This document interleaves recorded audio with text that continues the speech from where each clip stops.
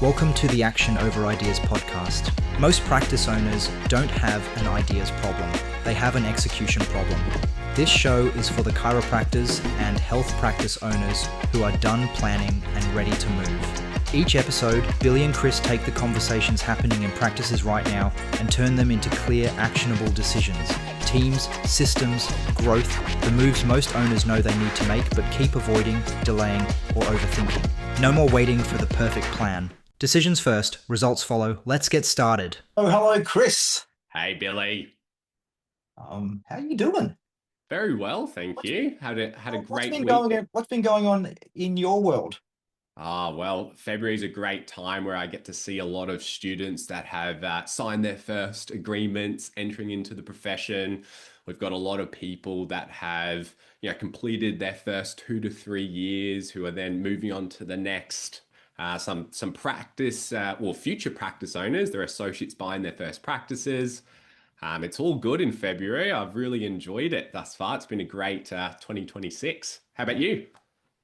Like, it's actually just to touch back on that February thing. Like, who would have thought? Like, and I know that it's one of those cliche things that we say every single year. Oh my gosh, time flies. This year's been gone so fast. But literally, like it felt like just yesterday that we were opening up presents and having Yeah. all the Christmas stuff going on, and then it was just like a minute ago that we were celebrating New Year's, and now we're coming to basically the end of February. Like, so I don't know. Crazy. Right. And so by the time we we release this episode, it'll be March. Like, it'll be March Madness here in Adelaide. The Fringe is on, and also like, hopefully people are thinking about, if they're thinking about coming to Adelaide, Concordia ACC. So Super excited. I'll be there.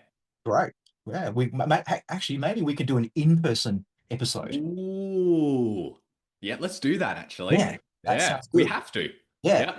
And then we might actually even make that an in-person interview where we could maybe do a longer episode and we can get other people to come on board as well. So let's think Mm. about that. Yeah. Yeah, if you're listening and you're interested in sharing some of your knowledge, Yeah, reach out to us. I think yeah, that could be on. absolutely. All right. Sounds great.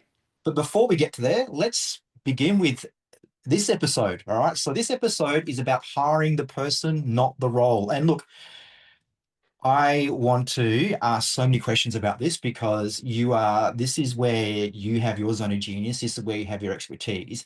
And one of the things, and look, like, being in practice for many, many years and having multiple practices and lots of staff, I have fallen into that trap Yeah. uh, many times, and I've obviously learnt my lesson, and obviously I teach this to my clients, but to not sort of have that sort of same mistake. But I have in the past, I've hired the role, like, this person's got a great CV, they can, they're great with Word documents, they're great with PowerPoint, they've had experience, this and this, but not necessarily finding out and understanding, is that person the right fit? What are your thoughts? Yeah, it's a very easy trap to fall into because it feels natural.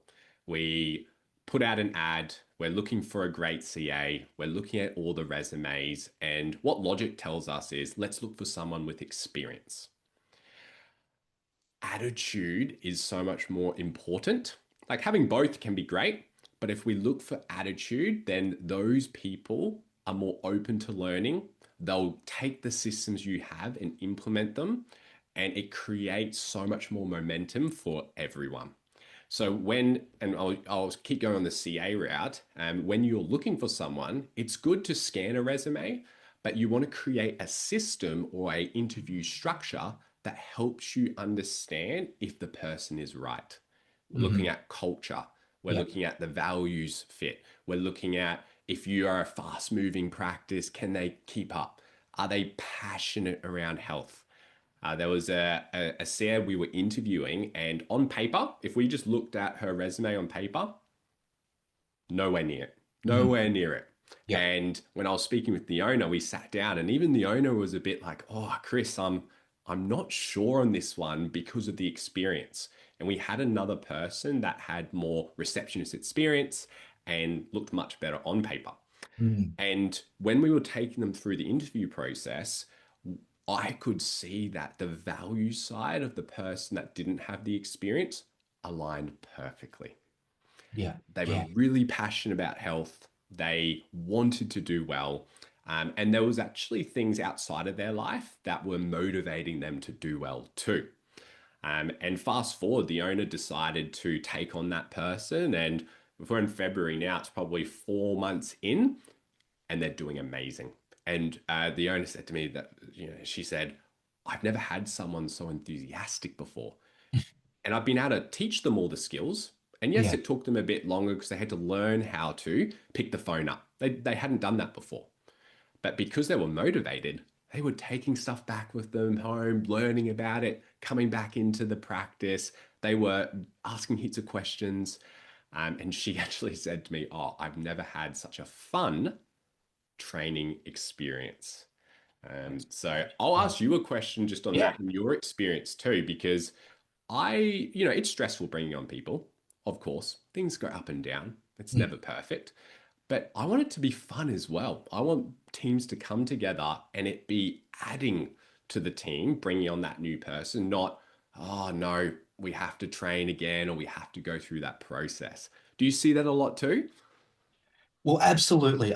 Look, and we're obviously talking about CAs here. Yeah, We'll touch on associates, but yeah, right now we're talking about CAs, and like I mean, it still applies with every type of team member. Absolutely. If we can make the process and we can make the journey, especially in the onboarding journey, more fun and get them involved with things, the whole team, it's going to be a lot more valuable overall. However, from my experience, both personally and from just being in the environment of practice owners, most hiring decisions kind of rely on hope. And I will preface this because remember on one of our past episodes we spoke about those uncomfortable conversations that we yes, often need to have.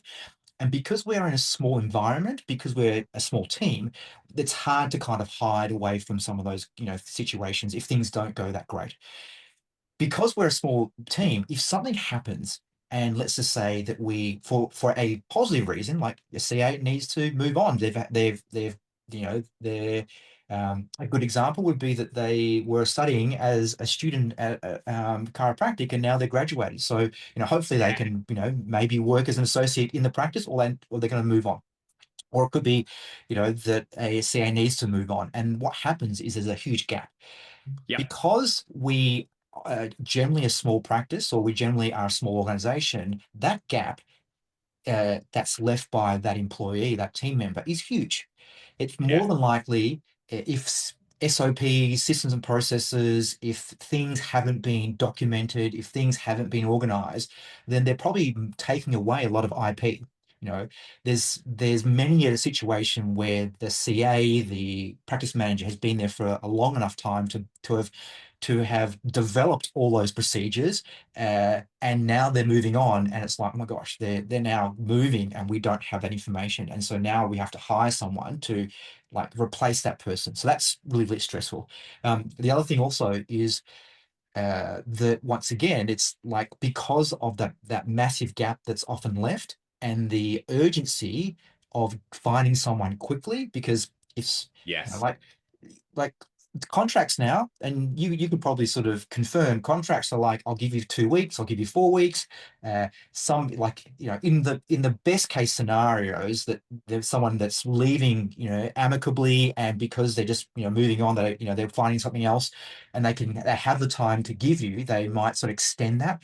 But yep, sometimes it's as short as 2 weeks, or if there is some HR issue, it's like even less than that. And so you now have a situation where possibly that you've got, like, next week you've got a full book of bookings of appointments, and you've got no CA to take care of them. So I know that I kind of went off on a tangent, but you absolutely, if it could be more fun, it's great, but often it's not because of those stresses. yes, yes. And my biggest advice around trying to work out if the person is right, I do something where if you have time throughout the interview process, is have part of one of your calls aimed at, I'm going to try talk you out of taking this job and you let me know if you still want to take it. Mm. This is bulletproofed. And this is CAs, you can use this for associates too, Mm. is talk to your team, talk about all the things that is different around working in a chiropractic practice. For Mm. example, a lot of them is the hours. It's not your usual 9 to 5. So this comes up a lot when we're interviewing people. So I'll have a list with the owner. These are all the challenges we've had. Let's have that uncomfortable conversation, like you said, and let's tell them up front, this is what it is. Now, then they have the chance to respond and actually go, you know what, the top 3, all good. I'm happy with that. But point number 4, could I talk to you a bit more about that before I do take the job? Because this concerns me. Yeah. Now, that has just saved you the whole probation period, training, going through all those things, because it's a lot of energy and stress getting to the month 4, and then you run into this problem Yeah. and it can't be solved because it's too late. Yeah. Because any hire is it takes up resources, it takes Yeah. up time, it takes up energy, manpower, human power. Like it's and so you want to make sure that you're getting superstars from the get-go, Yeah. and you're not having to sort of go through a probationary period and then losing them, because Yes. once again, then you have to go through that whole process again and again and again. And so it comes down to like a CV fits the role, whereas the person can sometimes fit poorly because that CV looks great, but does that person's personality, behaviors, values, etc., are they aligned with the practice and the business? And but even before we get to some of those things, one of the things that and this is a pro tip, and that is that the writing a really great, like if you're using Seek or if you're using some sort of like employment listing, to write a really, really good description and an ad for that role, um, and then make sure that within the ad, have certain aspects of it that require them to read, to Yes. action, to follow process, because like I always say, like it's a yes or no pile, because like if you said write a cover letter and give us a CV and there's no cover letter, then that's a no, because they can't follow procedure. Like they're not reading, or they're skimming over things and not actually being like taking things well when it comes to details. Or if it's like call at these times or whatever, and they call at different times, that's a no. What are your thoughts around those things? Those different sort of pro tips on an ad? Yeah, love it. Yeah. Love those two there. Yeah. Some practices even do come hand in your Mm. resume between these hours Yeah. so they can control making sure maybe it's not too busy or there is a CA there to greet them. I Yeah. love that one too. Mm. It's pretty much weeding out the ones that are just applying to random jobs or the Yeah. ones that are actually reading it. And like you said, if they can't follow a basic instruction off an ad, Yeah. then are they going to, take on your training and be a good fit? Yeah. Probably not. Yeah. And it's a great link to do that, because Yeah. we did one in a city and we had 342 applicants. Like Wow. no one has time to No. go through that. Yeah. And we both sat there and we're just like, wow, this is a lot of people. But Yeah. doing those steps out of those 342, it cuts it more than half on this one. And people just weren't following it. So then we can go from 342 down to 100. And then did they follow the next steps? Down to 50. And Yeah. then we work it chunking backwards. And that's just saving you time as well. So Yeah. I love that idea. Yeah. And then the other thing that I think it's important, and why hiring the person, not necessarily a role, is that time can uncover things. Like it's like we can pretend to be someone or something, or for a little while, but then eventually what happens is that we'll just revert back to the person who we are, and that's our behaviors, our beliefs, our Yeah. personality traits, etc. And so I think that like if it looks good on a CV in terms of what they've done, their their experience, maybe it looks great, but we haven't done anything to look at who they are, their behavior traits, their personality, and then that can be something that gets unstuck down the track. Yeah. Yeah. And that's difficult when it comes to CAs because sometimes you only know them Mm. for 3 weeks, maybe 4 weeks as you Yeah. go through the interview stages. With associates, we can change that and definitely tackle it. But yes, that is a very big challenge with CA. So you want to be able to present very authentically for yourself. Hmm. And hey, this is us. This is Yeah. what we're great at. This is what we're looking for. And we hope we find some of the same values that Mhm. when you have the hard conversations, they just tell you in the interview. That Yeah. saves everyone time. Yeah. The other thing I'm finding as well, Billy, is working out what you need that person to do within your ecosystem as well. Mm. And a quick example of that is because we're hiring the person, we needed in a practice, we needed someone more extroverted. The other team were great at doing all the admin side of things, but they weren't as extroverted. That person greeting coming in who loves to have a laugh and to really bring the energy up. And so when we were hiring for them, we were looking for that trait and then Mm. making sure they fit the values and the other things after. But that gave us so much clarity. So I'm Yeah. also a fan of that too, working out who do we need so we can find that person? What type of person are we looking for? What's your thoughts on that? Oh, absolutely. It's look, I always love. Are you a Formula One fan? I'm not. I'm Okay. not. Oh, well, it's okay. Like, I'm a Formula Can One we fan. still be friends? Look, yeah, yeah, on occasions. No, no, obviously we can still be friends. Like, well, it's not just an F1 fan, but I'm also like I love using F1 as a great analogy about teams because Yeah. it's a perfect example of a high performing team. Okay, and championships are won, driver championships are won because of a team. Now, yes, the superstar or the celebrity aspect of it is the driver. Whether it's Lewis Hamilton or Oscar Piastri or whoever it is, right? And yes, they have to be an awesome driver, okay? But without the car, the engineers, the people that are developing the aerodynamics, the manager, the person that's putting on the wheel, the person like all those different things, like the multitude of team members that add every bit of their expertise and their excellence to getting that car, first, number one at the end of that race.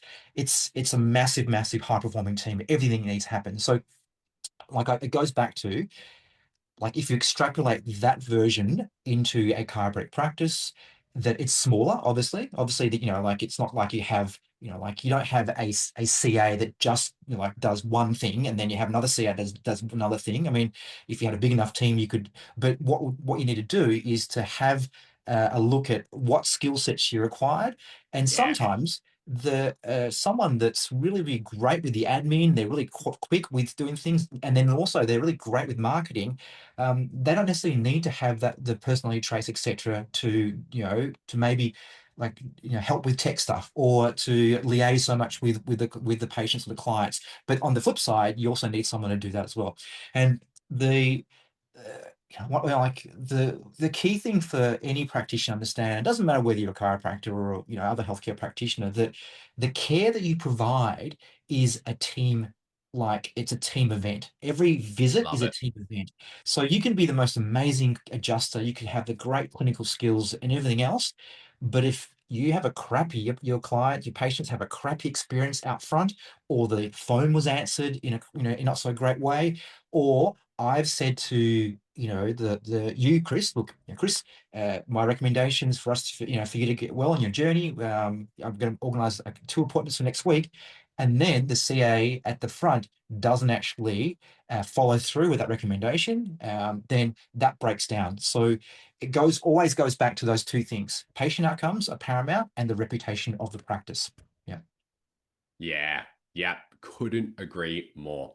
Yeah. And I'm going to link this to the associateship experience as Yes. well. Yeah. Chiropractors do as we move it across here is, I'm hearing so much at the moment is a chiropractor enjoying their role. They love their CA team. Yeah. I'm seeing it directly, and I'm seeing the opposite too. People Mm. reaching out, going like, "Oh, it's a struggle in the practice. We have a lot of staff turnover, and I Mm. feel isolated." Yeah. So I'm seeing these two here. So it's not just important for the practice, is what I tell owners. It's actually for the chiropractor experience, so that then they can do, like you said, a really great job taking care of the patients. Yeah. And I feel like if the team are in it as a team, the chiropractor appreciates the CA Yeah. appreciates the chiropractor, Yeah. You're going to help more people. Oh, absolutely. You know, it's fundamentally, and so much of what we talk about here on, action over ideas is like the concepts can be extrapolated from both sides of the coin, and that Yeah. is that it's our patient outcomes and the care that we provide, but also it's the relationships and the teams we build within the practice. Here's the thing, and that is that we always say that you can't outmarket good retention or great retention. You can't outmarket great communications, great procedures, all that kind of stuff as well. It's the same thing when it comes to, you can't outmarket with your CAs and with your associates. You can't outmarket great training, great teamwork, great culture, great, having performance indicators, KPIs, KPAs, action steps that are, that help them actually perform, all those different things. And so, like, often what we think is that, yes, as long as we can get more people through the door, then it's going to help the associate, the CAs, because there's going to be more work done, and all that kind of stuff as well. But the key thing is that, you, once again, it's, if you're totally reliant on just hoping that you're getting more and more new clients through the door, and you're not doing any training, you're not actually building that culture, you're not, improving the communications, we're not developing our relationships with our, I'm being the business owner, building those relationships with my team, it's all going to not have that effectiveness that we wish for our business. Couldn't agree more. Yeah. It always links together. And Yeah. I don't know if it's my own personality, but I love that. Like when I walk into a practice, if I was a chiropractor, I would want to be a part of a great culture. I would want to be having fun and, serving the community, earning good money, those type of things too. Yeah. But it's a blend. And I Yeah. think some of these steps around hiring the right people, you can always go do some coaching and learn some more CA procedures as well and upskill if you Mhm. have the right team. Yeah. So yeah, let's move more onto the associate side too, which is it's a big one, isn't it? Hiring Oh, the right person over the role. I'm yeah. be curious on your experience over those 30 years. What have you seen? What have you seen that's changed as well? Well, I think that, here's the thing. It still applies. It Yeah, absolutely applies, because if you think about, what are the key things that someone wants from an associate. Okay, so if you think about, they, like, a lot of them are like, we want them to be great adjusters, or, great with their technique. Right. So there's that. Or it could be that if we're a certain technique practice, then we want to hire someone that is proficient, or at least understands or is willing to do that. Right. So there's yeah, that. Um, the other thing would be is having the certainly a level of certainty, confidence, and clarity around how they go about doing things. All right, and then being coachable. So, mm, like, having the learning heart, that sort of understanding that, look, like, I need to continually learn. I need to have that constant sort of, like, improvement, that kaizen, like, that constant and ever evolving, improvement towards, being a great adjuster, or being a great clinician, or being a great chiropractor, business owner. All those things are really important. Those things, okay, uh, can sometimes, once again, it can be very much like a CV. It's like, oh yes, yeah, I've gone to Syntropy, and I've gone to Gonstead, and I've gone to these technique classes. I've done some pediatrics and everything else, and oh yeah, look, I've whatever it is. But when the rubber meets the road, and they're in front of a person, and they're doing a report of findings, or they have a difficult conversation, like, someone's having a hard time with the progress of what's going on, or they're unhappy, or they're even just asking certain questions, like, it's actually no longer the CV, it's yeah, actually the person, isn't it? Yeah. yeah. I couldn't agree more. Yeah. And what I'd love to add to this is I call it behavioral change recruiting. Mhm. And I teach this to both owners and associates. How easy is it for us to go into an interview from either party and pretty much show up as our best self? Mm. We know what the other person's looking to hear, and we just say what they want to hear, whether we're the associate trying to get the job or the owner trying to convince the associate to take the job. Mm. Can we argue that? Yeah. I haven't heard anyone be able to argue that. That's what happens, right? It's like a first Yeah. date. Yeah. Everyone turns up the best self on their first date. And what I'm trying to show is we're not looking for what the other person says, we're looking for behavior, because behavior is who we are. Yeah. And I give this key teaching to when a owner is hiring a student. Mhm. A student can say, "Hey, Chris, I am very open to learning." Or they can say, "Hey, I've gone to 5 seminars in the last year and I've got 3 booked next year. I'm open to learning. I'm excited." Now, the difference there is that one person is taking action, which is a behavior. I'll flip this for any associates listening or students listening. If an owner says, "Hey, I want to teach you and I want to mentor you," versus them going, "Here's my 3 month onboarding plan or 6 month onboarding plan. Here's what we're talking about each week. Here's all the seminars I've been to. This is what you'll get access to." Again, that's a behavior. And I recommend for anyone listening to this, look for behaviors and not what people say. And I'm not saying that people lie, definitely not saying that. I'm saying that if we look for the behavior, then we know what we're stepping into. Yeah. And some people say to me, "Look, hey, Chris, I'm going to admit I felt stuck and I want to do these things, but I haven't found the confidence to do it." That's an entirely different conversation. And I work with a lot of associates that maybe had a really poor first year out Mhm. and they've come to me, they've put their hand up, which is very hard to do. And they've gone, "Hey, I made some mistakes. Maybe I picked the wrong job. Maybe I didn't do some seminars to learn. I'm ready to change." Mhm. And if I link that back to the person, hiring the right person, I've helped so many people like that who have then connected with owners who have everything listed out ready to go. Yeah. And that is, just gives me goosebumps right now, Billy. Like I feel if I could say that's the core mission for me is, that person may have struggled and may have dropped out, et cetera, et cetera. Yeah. That is the right person, but they had to put their hand up. Mm. They had to put their hand up. Yeah. So that's what I look at is looking for the behaviors. And if you nail that, we can always teach someone how to adjust differently.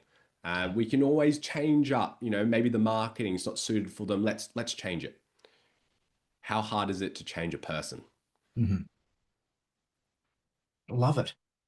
Well, as we always do on this podcast, we provide things that next logical steps around what to stop doing, what to start doing, and some key metrics to sort of monitor. So to begin with, what are some things that business owners should actually stop doing? And I'm going to start the process. And I think number one, well, first of all, there's so many things that we covered in this episode that people should stop doing and start doing. So like even if we just stopped the podcast here, there's enough material that people can work with. But number one, I think, is to don't obviously just hire on gut feel. All right. Okay. So but also understand that don't just rely on the CV as well. So what I mean by that is that don't just go, "Oh, this person's great. Like, we really connected, like I think he or she is really, really lovely and nice." Like, balance it out. Obviously, don't only hire from the CV, but you also need to make sure, as you've said, like what are their behaviors, because skills, they train faster than attitudes. All right. So if Yes. someone's attitude, it's not right, then that's harder to train and change. And then remember that when we ignore the values and when we ignore the personality traits, then culture breaks before the performance does. So performance can sometimes someone can be a really great, high achieving, performing person, but if they've got that mismatch and they're culturally not a fit, that they can be toxic and they can be really damaging to the organization and to the team. Yeah. Yeah. Nah, love that. Wouldn't add anything more to that. Okay. Something that everyone can start Mm. is learning a strategic hiring process to work out if that person is right. So it's making sure that there's a system set up, whether that's an interview system, whether it's the questions, whether it's understanding who you're looking for. We would love to encourage you to do that before looking to hire a CA, a practice manager, or an associate. Because otherwise, you are just guessing. The person applies to your ad, and you will subconsciously talk yourself into going, oh, this person's right. Yeah. And we want to take care of your practice, but also their career as well. Yeah. So we'd love you to start doing that. And what's a success metric, Billy? What do you think? Oh, well, I'm going to add one more to the start doing as well. So another, something like we don't want to overwhelm people, but just something else. And that is go back and remember about hiring for behavior first, and looking at things like, experience around work ethic. Are they coachable? Their coachability, are they someone that has, wants to develop their growth mindset and develop themselves versus like, oh, look, I kind of already know how to do this, or, that kind of stuff. Now, having said that, most graduates, hopefully are not going to be in a situation like that. And even, chiropractors have been out for a little while. Some experienced chiropractors, if you're hiring someone that's been out for a long time, they might sort of feel they know what to do and they're not coachable. And I think that regardless of whether, even for me, like for you, we still need to be able to be coached. We still need to learn. We still need to have that ability to kind of improve. And having that sort of understanding and that ownership around certainty of what you do, your clarity about your communications, and then your confidence around, what you do in your role, whatever the description is. So that's the thing I wanted to add. All right. Like, I don't necessarily have a definitive success metric, but what I think is really important, and it can be a success metric, is like for people to use personality tests, whether it's the disc or whether it's, whatever you're using, whether it's the Ocean, the big five, use those because they really do provide like elements that are deeper, and they can dive deeper into that behavior, into that personality that you can actually find out more versus just looking at the CV. What's your experience with using personality tests? Yeah, I use them all the time. Yeah. If anyone's got any questions around how to use them, reach out to me. We use this in the corporate world quite a lot. It's not a be all end all, it's a tool.